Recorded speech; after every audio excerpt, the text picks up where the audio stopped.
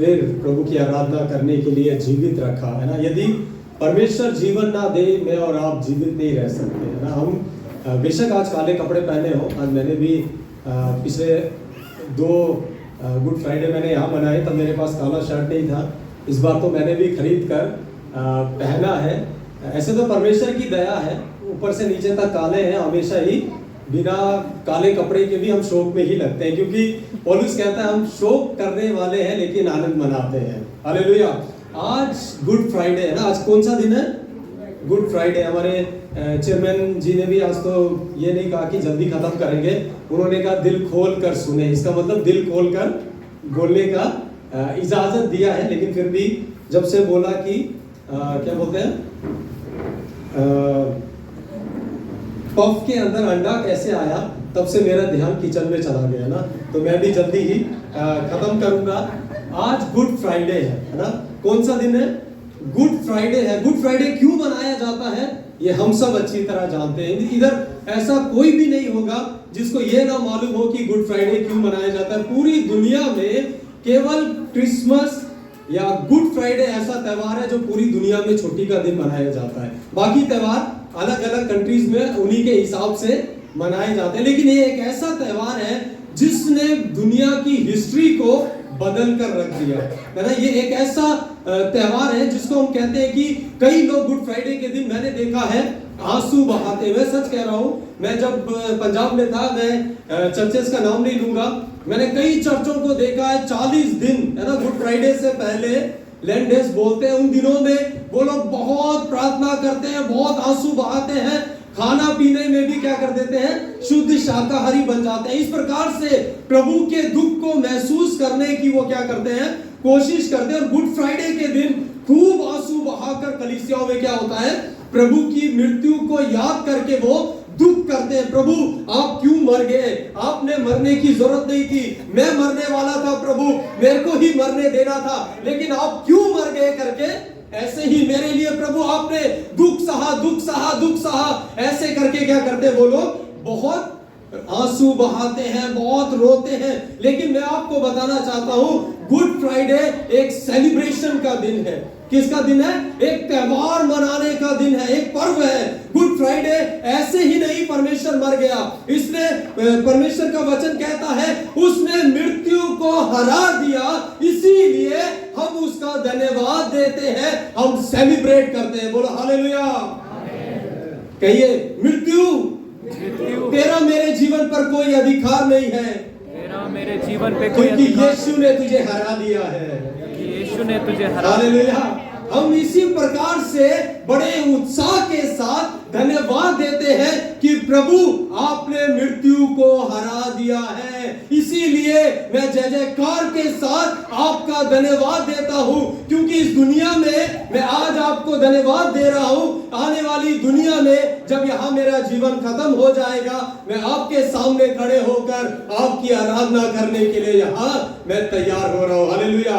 परमेश्वर का वचन कहता है मेरे प्रियो, यदि हिब्रू उसका चैप्टर 2 वर्स 14 और 15 पढ़ेंगे तो कोई भी एक जन निकाल लीजिए, हिब्रू 2 अध्याय उसका 14 पद। हम बहुत जल्दी जाएंगे, मैं इसमें थोड़ा सा आपसे बातचीत करना चाहता हूं। इब्रानियों उसका 2 अध्याय 14 पद, आप लोग बड़े ध्यान से सुनिए।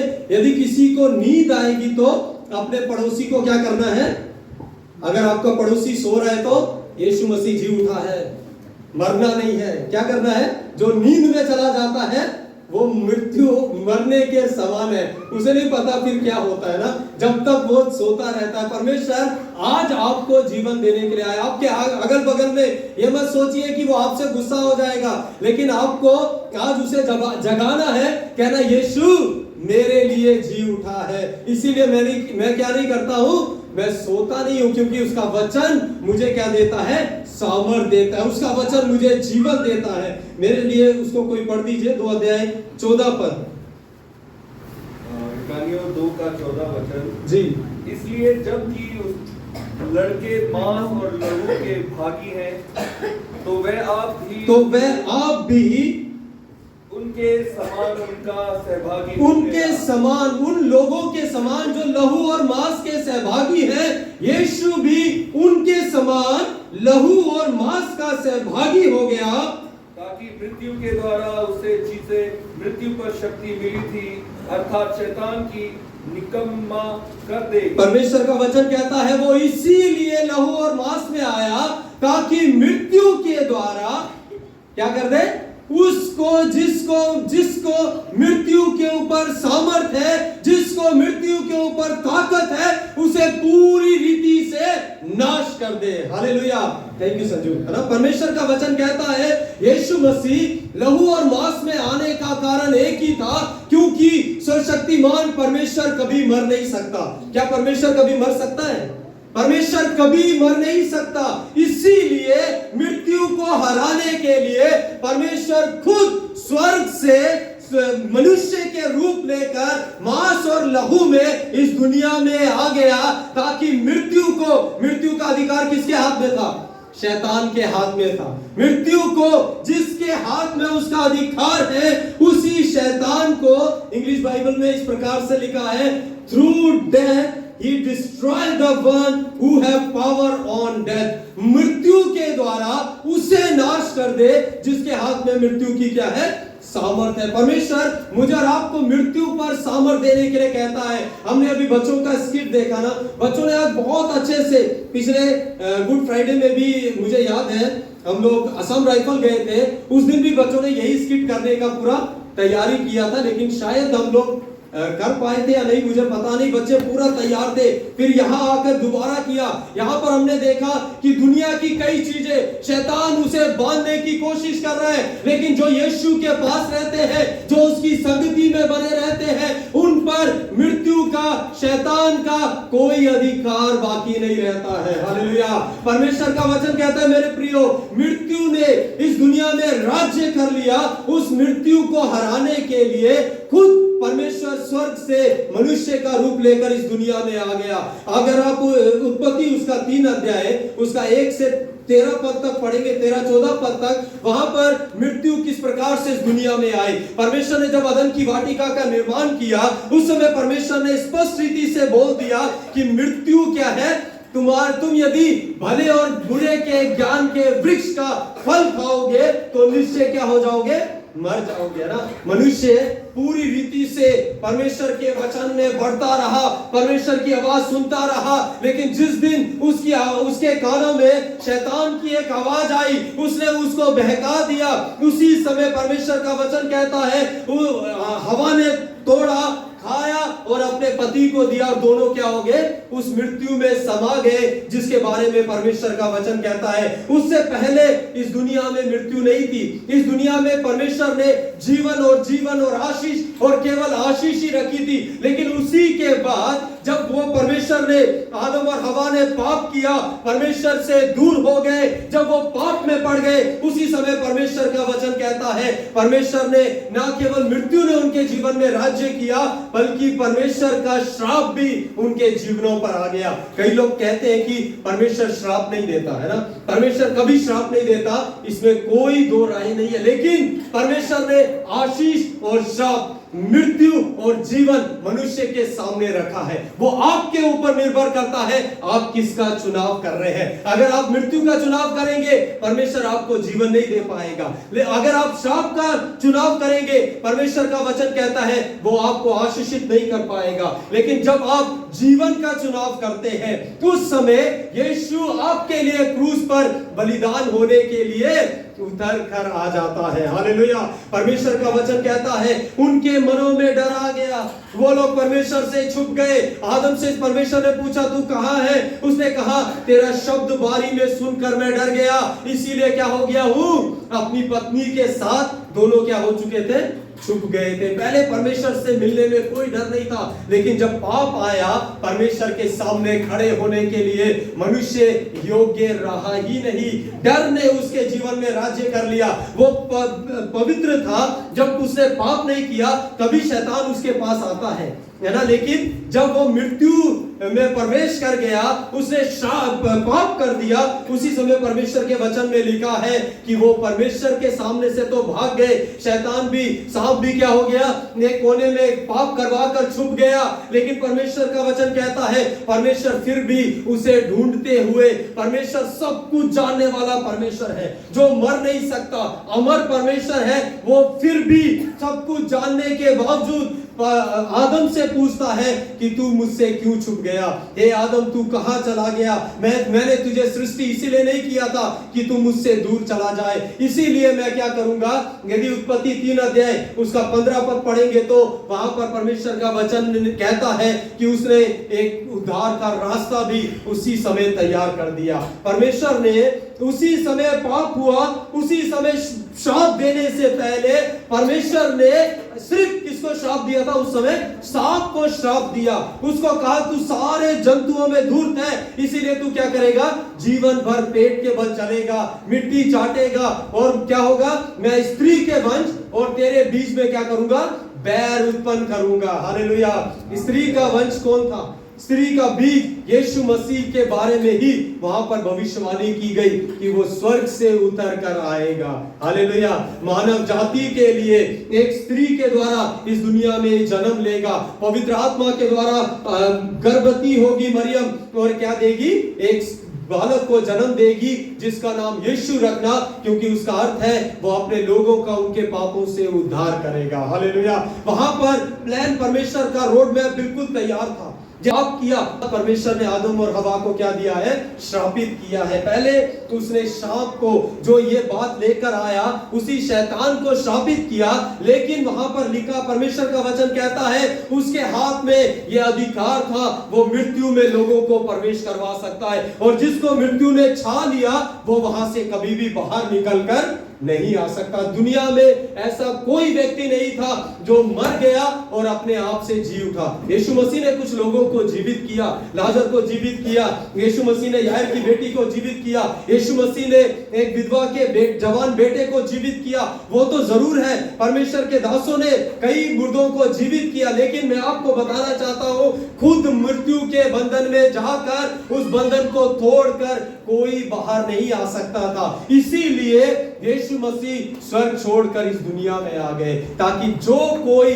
उस पर ईमान लाए, जो कोई उस पर विश्वास करे, मृत्यु उसके ऊपर अधिकारी नहीं रह सकती। हालेलुया। मृत्यु उसके ऊपर जयवंत नहीं हो सकती। श्राप के बदले में यीशु मसीह का, परमेश्वर का वचन कहता है, जब मैं श्रापित था, यीशु मेरे लिए क्रूस पर श्रापित हो गया। हालेलुया। कुलुसियों उसका 3 अध्याय 14 पद में लिखा है, उसने क्रूस पर मेरे लिए जो लेखा मेरे ऊपर लिखा गया था, जो सजाएं मेरे लिए थी, उसको उसने वीरवार रात से, थर्सडे से लेकर अगले दोपहर तक उस ताड़ना को सहता रहा, क्योंकि जो मेरे खिलाफ लिखा गया था उसको उसने अपने ऊपर ले लिया। उसने कहा अब वीरेंद्र का लिखा हुआ पाप, वीरेंद्र के ऊपर आई हुई सजा मैं अपने ऊपर उठाने के लिए आया हूं। हालेलुया। मुझे आजाद करने के लिए उसको मारा गया, उसको तोड़ा गया, उसको कुचला गया, उसके ऊपर इतना अत्याचार किया गया। परमेश्वर का वचन कहता है मेरे प्रियो, जो इस दुनिया में कोई भी व्यक्ति सहन नहीं कर सकता। यदि मैं कई परमेश्वर के सेवकों से मिलता हूं, उनसे बात किया मैंने, जब मैं बाहर था, साउथ में जाता था, तो कई लोगों ने अपनी गवाहियां सुनाई जब उनको मारा जा रहा था, जब उन्हें ताड़ना दी जा रही थी। एक पास्टर की गवाही में सुन रहा था, उनको लगभग 1.5 घंटा 100 लोगों की भीड़ ने घेर कर बुरी तरह से पिटाई किया। उस समय में उन्होंने सोचा मेरा जीवन अब क्या हो जाएगा, खत्म हो जाएगा। लेकिन उन्होंने कहा जब मुझे होश आया, है ना, मैं हॉस्पिटल में था, कुछ लोगों ने, पुलिस वहां पर आई, पुलिस ने ओपन फायर किया, भीड़ को तितर बितर किया, मुझे उठाया और हॉस्पिटल पहुंचाया। जब मुझे हॉस्पिटल पहुंचाया गया, उस समय मैंने जब आंखें खोली, मैंने महसूस किया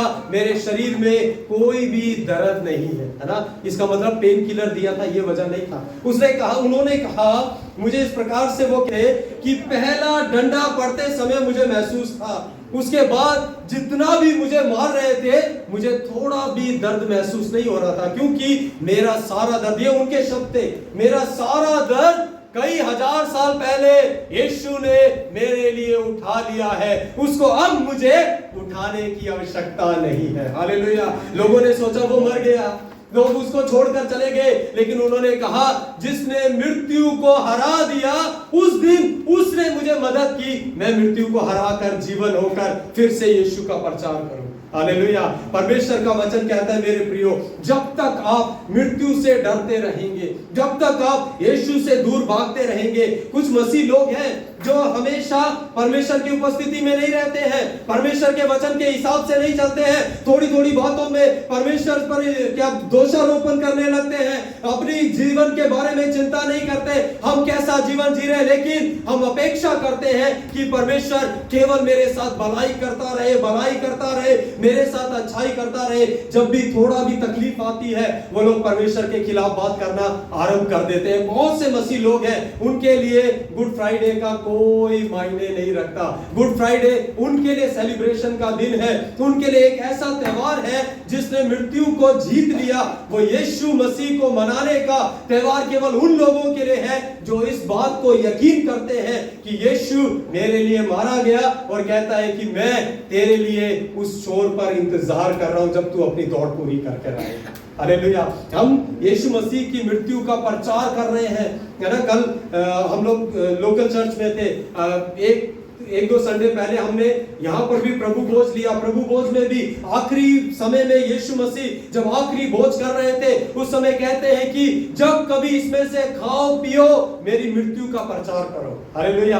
तब तक तुम मेरी मृत्यु का क्या करते हो, प्रचार करते, और जब तक मैं ना आऊं ऐसा करते रहना। इसका मतलब क्या है, उसकी मृत्यु ही मानव जाति के लिए जीवन का कारण बन गई। हालेलुया। यदि वो ना मरता, कई लोग कहते हैं, मैं कई लोगों को जब सुसमाचार सुनाता था, मुझे याद है कई लोग मेरे से सवाल करते हैं जो खुद को नहीं बचा पाया, जो क्रूस पर खुद को नहीं बचा पाया, वो मुझे क्या बचाएगा। जब मैं परमेश्वर को नहीं जानता था मेरे मन में भी यही बात थी, जो खुद को, जो ईश्वर होकर, जो परमेश्वर होकर, जो सर्वशक्तिमान जिसको कहा जाता है, वो अपने आप को क्रूस से नहीं बचा पाया, वो मुझे कैसे क्रूस से बचाएगा। लेकिन एक चीज जो मसीह लोगों से मैंने देखी है, मृत्यु का भय मसीह लोगों में दिखाई नहीं देता। मृत्यु का भय अन्य जातियों में जरूर दिखाई देता है। अन्य जातियों से आप पूछे जीवन क्या है, कितने क्षण का है, अन्य जाति आपको अधिकतर यही कहेंगे जीवन एक आइसक्रीम के समान है ना। मेरे को कई लोगों ने कहा एक आइसक्रीम के समान है, उसको पिघलने से पहले उसका टेस्ट कर लो। लेकिन जब वो पिघलने लगती है ना, जब आखिरी समय पर अपने मनुष्य होता है ना, उस समय रोता है अपनी आत्मा के लिए, उनके अंदर डर होता है, क्योंकि उनको नहीं पता कि इसके पार को कहां जाना है, इसके पार क्या है, ये मृत्यु में जाने के बाद आगे क्या है मेरे लिए, उनको नहीं पता। लेकिन मैं आपको बताना चाहता हूं, हमें ना केवल ये पता है कि उसके पार क्या है, लेकिन हमें ये भी पता है कि उसके पार कौन है। हालेलुया। ना केवल ये पता है कि हमारी मृत्यु के बाद क्या है, लेकिन हमें यह भी पता है हमारी मृत्यु के बाद कौन है, हमारा प्रभु।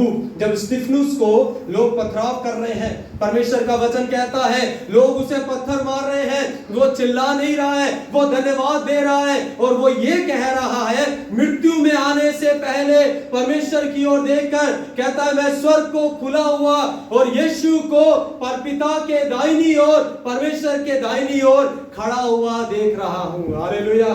परमेश्वर का वचन कहता है मेरे प्रियो, मृत्यु मेरा अंत नहीं है, क्योंकि यीशु ने मृत्यु को हराकर मुझे जीवन दे दिया है।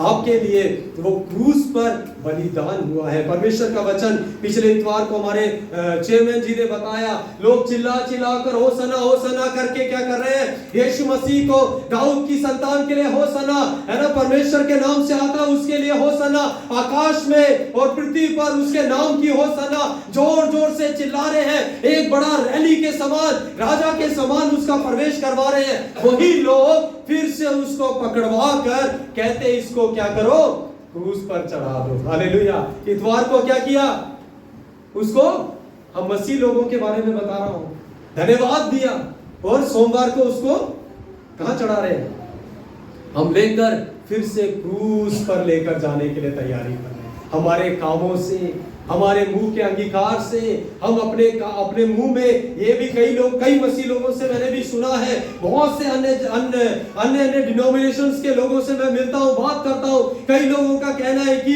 मृत्यु के बाद क्या होगा, हमें अभी भी कोई आशा नहीं है। पकाप ने भी कई बार इस बात को फास्टिंग प्रेयर में भी बोला। कई लोगों से मिलते हैं, मृत्यु के बाद क्या होगा, हमें कोई आशा नहीं है। कहने वाले बहुत से मसीह लोग हैं, वो इस बात को फिर से याद करने के लिए परमेश्वर कहता है, मैंने क्रूस पर तुम्हारे लिए बलिदान दिया है। अब तुम्हें मृत्यु से क्या नहीं है, डरने की आवश्यकता नहीं है। लोगों के अंदर मृत्यु का डर है, लेकिन परमेश्वर का वचन, यदि रेवलेशन उसका 1 अध्याय आप 17 पद पढ़ेंगे ना, यूहन्ना भी वहां पर डर कर, है ना, क्या होने लगा, परमेश्वर को देखकर डरने लगा, मुंह के बल गिर गया। परमेश्वर का वचन कहता है, और वहां पर यीशु कहता है, मत डर, क्योंकि मैं पहला और अंतिम हूं, मैं ही जीवित हूं, इसीलिए तुझे डरने की आवश्यकता नहीं है। मृत्यु आपका आखिरी पड़ाव नहीं है। मृत्यु क्या है, हमारा एक विश्राम का स्थान हो सकता है। मृत्यु, हम थोड़ी देर के लिए मरते हैं और परमेश्वर के पास पहुंचा लिए जाते हैं। कई मसीह लोग मैंने देखे हैं, है ना, मरते हैं, उनके चेहरे पर कोई डर का भाव दिखाई नहीं देता है कि हम मरने वाले। जब मैं भी सेवा कर रहा था जम्मू में, मुझे भी पुलिस पकड़ कर ले गई। कई लोगों ने कहा, अब तो आपके ऊपर केस चलेगा, आपको जेल हो जाएगी, आपके जीवन को ले लेंगे। जब मैं यूपी में था, कई लोगों ने मुझे पकड़ा, मारने की कोशिश की, लेकिन मैं आपको बताना चाहता हूं, जब तक मैं डरता रहा, मैं परमेश्वर के लिए खड़ा नहीं हो पाया। लेकिन परमेश्वर का वचन मेरे पास पहुंचा, यदि मैं मर भी जाऊं, मेरे लिए क्या है, एक नया जीवन इंतजार कर रहा है। हम मुझे उससे डरने की आवश्यकता नहीं, जो इस शरीर को क्या कर देगा, नाश कर देगा। लेकिन इसी शरीर से बेहतर शरीर यीशु मेरे लिए तैयार कर रहा है। गुड फ्राइडे के दिन आपके पापों के लिए, जो आपने गलतियां की थी, परमेश्वर का वचन, यदि यशायाह उसका 53 अध्याय 4 पद पढ़ेंगे तो 53:4 में परमेश्वर का वचन इस प्रकार से कहता है, हमारे ही अधर्म के कारण, हमारे ही पापों के कारण, हमारी ही बीमारियों के कारण उसको ताड़ना दी गई। उसने मेरे ही अपराधों को उठा लिया। वो मेरे हर एक पाप के लिए, मेरे अपराध के लिए, मेरे गलत काम के लिए, मेरी गलत सोच के लिए, मेरे गलत देखने के लिए उसने क्रूस पर अपना बलिदान दे दिया, ताकि मैं उन सब सजाओं से छुटकारा प्राप्त कर सकूं। यदि आप देखेंगे, बहुत सी मूवीज बनी है ना, परमेश्वर का वचन, पैशन ऑफ क्राइस्ट, अगर एक बार देखेंगे तो उसमें यीशु मसीह को मारने की जो सीन है, उसको आप देख नहीं पाएंगे। इतनी बुरी तरह से उसके शरीर को तोड़ा गया, आगे कांटे कीले लगे हुए कोड़ों से उसको मारा गया। उसके जब कोड़े उसको पड़ते थे, इस प्रकार से दिखाया गया। और परमेश्वर का वचन भी कहता है, उसके शरीर से मांस उखड़कर अलग हो जाता था। इतनी भयंकर उसने क्या सही है, सजा को सह लिया, क्योंकि वो सजा मेरे और आपके लिए, उसको उसने सह लिया ताकि मैं और आप अनंत जीवन में प्रवेश कर सके। क्योंकि परमेश्वर का वचन कहता है, रोमियो उसका 6 अध्याय 23 में इस प्रकार से लिखा है, रोमन्स चैप्टर 6 वर्स 23, क्योंकि पाप की मजदूरी क्या है, मृत्यु है। पाप की मजदूरी, कहिए, पाप की मजदूरी मृत्यु है। लेकिन यीशु मसीह के द्वारा परमेश्वर में मुझे आनंद जीवन है। हालेलुया। हमारे लिए मृत्यु तैयार थी, क्योंकि हम एक मजदूरी कर रहे हैं, है ना। आपको मृत्यु के लिए मजदूरी करनी पड़ती है, लेकिन परमेश्वर का वचन कहता है, लेकिन उद्धार के लिए, आपको अनंत जीवन प्राप्त करने के लिए कुछ करने की आवश्यकता नहीं, उसने आपके लिए सब कुछ कर दिया।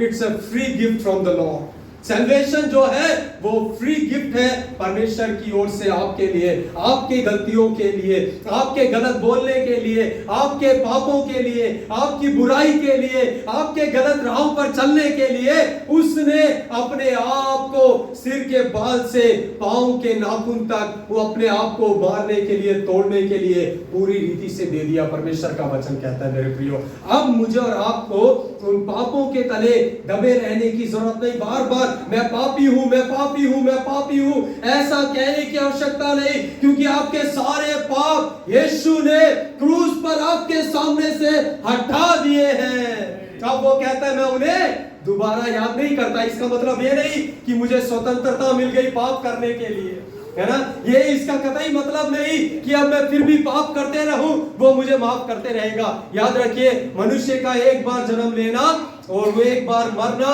और फिर परमेश्वर के न्याय के सिंहासन के सामने खड़ा होना निश्चित है। हम एक दूसरे का न्याय करने के लिए नहीं, बल्कि एक दूसरे को उत्साहित करने के लिए परमेश्वर ने कलीसिया में लेकर आया है। हालेलुया। हम एक दूसरे को परमेश्वर की आराधना के लिए उत्साहित करने के लिए, हम एक दूसरे को परमेश्वर के लिए जाकर सुसमाचार सुनाने के लिए उत्साहित करने के लिए परमेश्वर ने मुझे उद्धार करके इस कलीसिया में लेकर आया। जो अदन की वाटिका से परमेश्वर ने पाप के कारण मुझे निकाल दिया था, उसी परमेश्वर ने मुझे फिर से लेकर आया।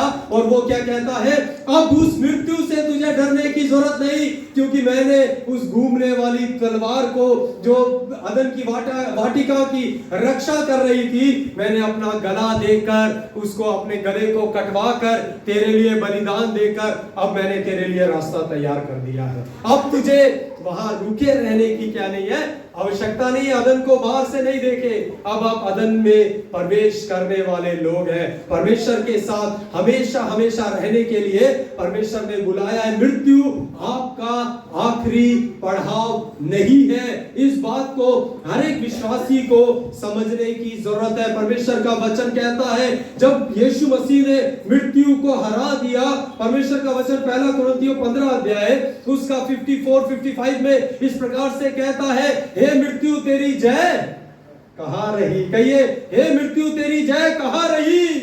हे मृत्यु तेरी जय कहां रही। परमेश्वर कहता है, हे मृत्यु तेरा डंक कहां रहा।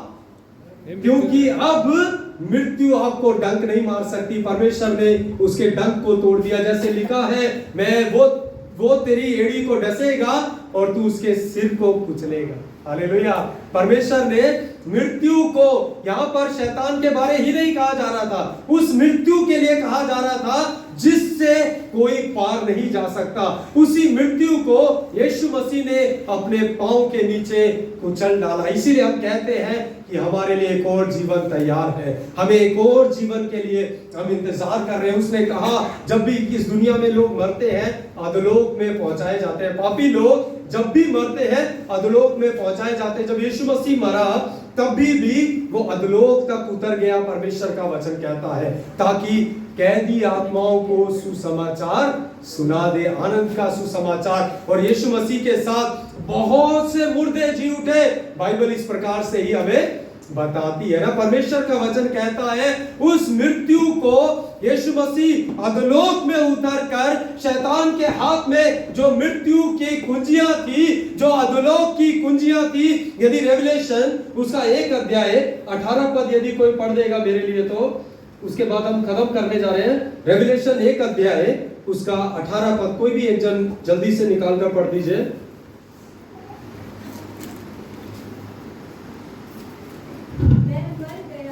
परमेश्वर का वचन कहता है, मैं मर गया था, अब देख मैं युगान युग जीवित हूं।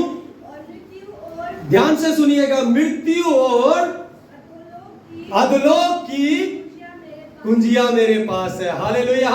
यीशु मसीह कहता है, जिस मृत्यु को शैतान के हाथ में था, उस मृत्यु उस अधोलोक में उतर कर मैंने उसके हाथ से क्या कर लिया, उसको छीना है। हालेलुया।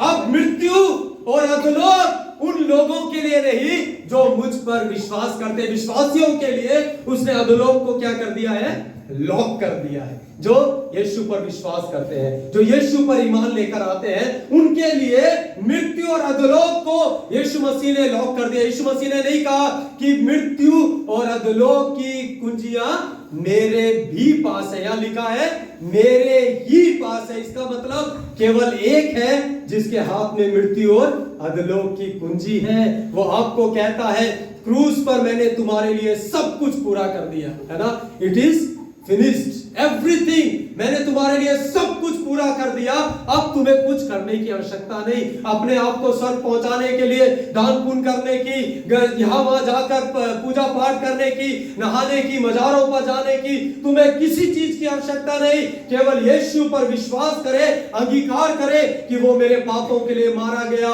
क्रूस पर बलिदान हुआ, उसके मृत्यु के द्वारा मैंने जीवन पाया, वो कब्र में गया, मुर्दों में से जी उठा और मेरे लिए दोबारा वापस आने वाला है। बस इतना कहने वालों के लिए परमेश्वर का वचन कहता है स्वर्ग खोल दिया जाता है। परमेश्वर बाहें फैलाकर अपने लोगों का इंतजार करता है। मृत्यु से डरने का आवश्यकता नहीं है, क्योंकि यीशु ने गुड फ्राइडे के दिन मृत्यु को हरा दिया, मानव होकर मृत्यु में प्रवेश किया और मृत्यु और जीव अधलोक की चाबियां या कुंजियां छीन कर लेकर फिर से जी उठा और कहता है अब मैं युगान युग जीवित हूं। जो मुझ पर विश्वास करते हैं वो भी हमेशा हमेशा तक क्या करेंगे?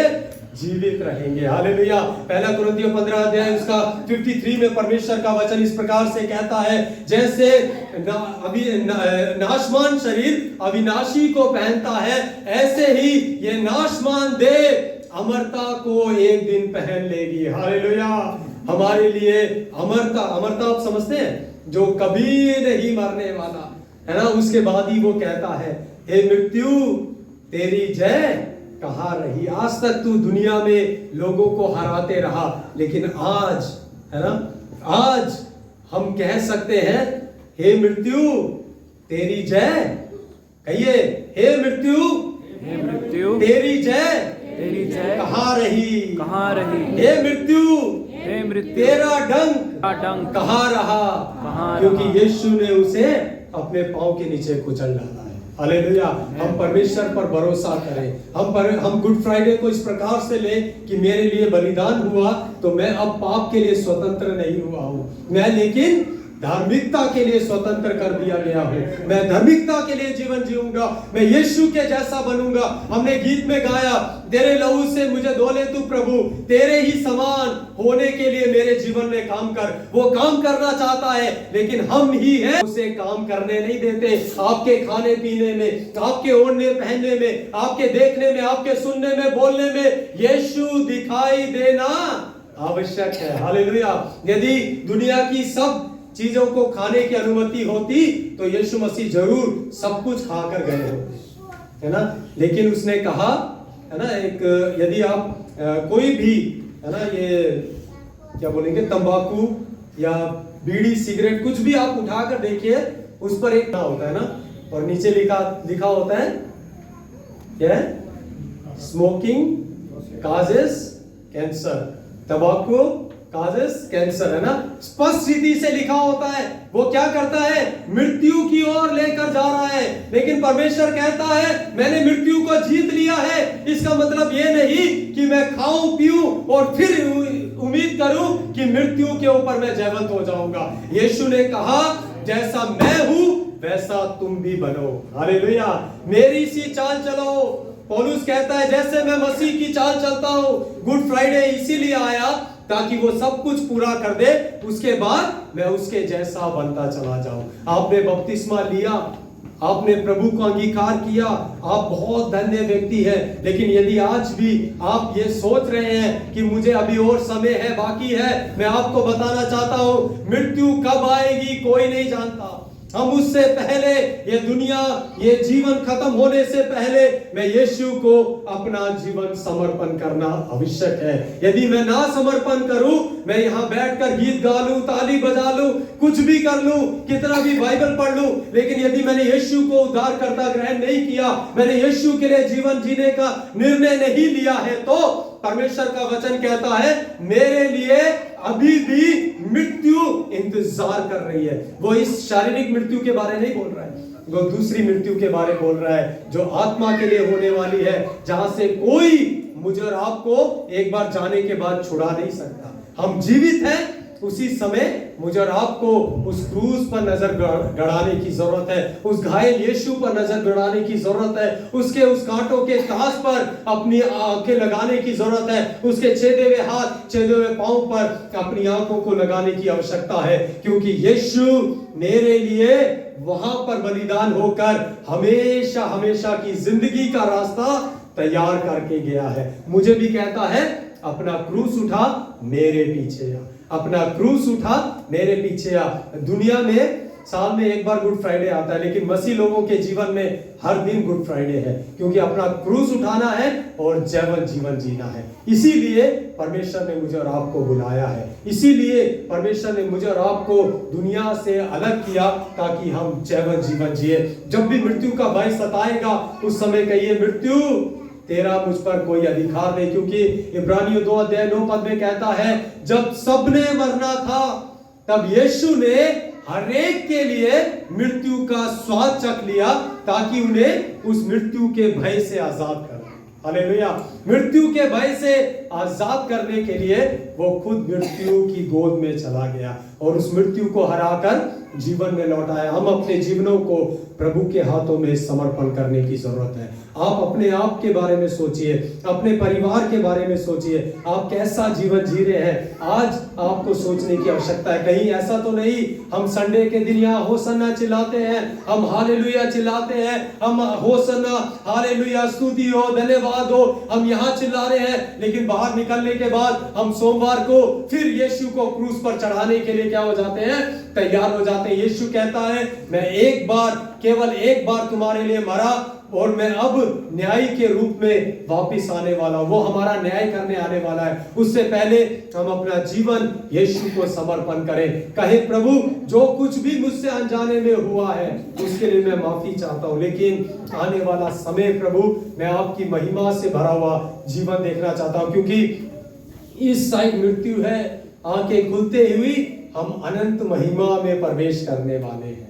हालेलुया। इस समय का कष्ट, तकलीफ, दुख, परेशानी है ना, अभी गर्मी भी लग रही है, पसीना भी आ रहा है, मैं काला हूं तो पसीना में और भी चमकता हूं, देखने का भी मन नहीं करेगा, लेकिन इन सब कष्ट के बाद परमेश्वर का वचन कहता है तुम्हारे लिए अनंत महिमा इंतजार में है। नया शरीर, नया सब कुछ हो जाएगा। उसके लिए यीशु मसीह ने क्रूस पर आपके और मेरे लिए बलिदान किया। मेरे प्रियो, हम अपना जीवन प्रभु को समर्पण करें, उसके योग्य जीवन जिए, तब परमेश्वर हमें आशीष देगा। हम अपनी आंखों को बंद करें, हम प्रार्थना में जाएंगे। थोड़े समय अपने जीवन को जांच कर देखिए, आप परमेश्वर के लिए कैसा जीवन जी रहे हैं। क्या आपका खाना पीना, क्या आपका चलना फिरना, बात करना परमेश्वर के योग्य ग्रहण बलिदान है क्या?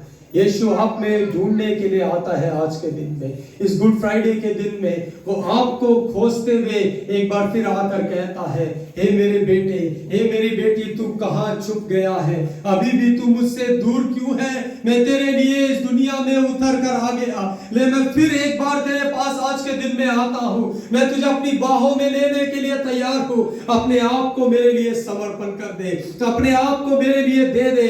यीशु मसीह आपको खोजते हुए मेरे प्रिय आता है। एक बार फिर अपने जीवन को उसके लिए समर्पण करें, उससे कहे प्रभु मैं आपके लिए जीना चाहता हूँ, एक शुद्ध जीवन, परिशुद्ध जीवन, बिना पाप का जीवन मैं जीना चाहता हूँ। पवित्र आत्मा आप में भी सहायता कीजिए, मुझे यीशु जैसा बनाइए, मुझे यीशु जैसा बनाइए, जैसा आपका स्वभाव था, जैसा आपका जीवन था प्रभु, वैसा मुझे बनाइए। यदि आप इस प्रकार से प्रार्थना करते हैं, कोई भी समय हम आंख खोल कर ना देखे मेरे प्रियो, अपने आप को समर्पण करने का समय है। यदि आपने यीशु को अपना जीवन नहीं दिया है, मृत्यु आपका इंतजार कर रही है।